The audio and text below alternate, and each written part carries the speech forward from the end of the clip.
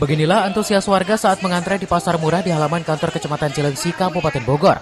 Kegiatan ini digelar pemerintah Kabupaten Bogor dalam rangka menyambut Hari Ulang Tahun Republik Indonesia ke-80. Tingginya harga kebutuhan pokok terutama beras menjadi alasan warga memburu harga yang lebih murah di gerakan pangan murah ini. Harga beras yang dijual pun jauh lebih rendah dibandingkan di pasaran.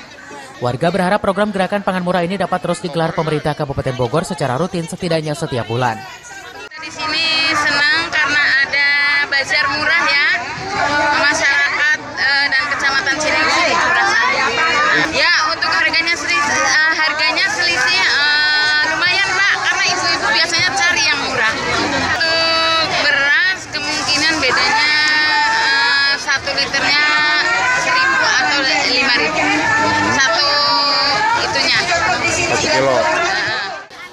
Untuk mengantisipasi dampak inflasi akibat naiknya harga kebutuhan pokok, pemerintah Kabupaten Bogor berkomitmen terus menggelar gerakan pangan murah di seluruh wilayah Kabupaten Bogor. Program ini sudah berjalan sejak tahun 2024 dan akan diperluas hingga tahun 2030 dengan mekanisme subsidi oleh pemerintah daerah. Pemerintah Kabupaten Bogor dari mulai tahun 2024 dan 2025 kita aktif menggelar namanya gerakan pangan murah.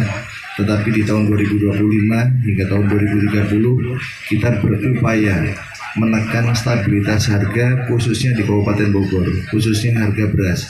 Jadi kalau harga beras berangkatnya dari 15.000, angka kenaikannya disubsidi oleh pemerintah Kabupaten Bogor. Belum bisa menyentuh ke 40 kecamatan, 435 desa, tapi kita optimalkan setiap bulan kita laksanakan di beberapa kecamatan yang ada di wilayah Kabupaten Bogor.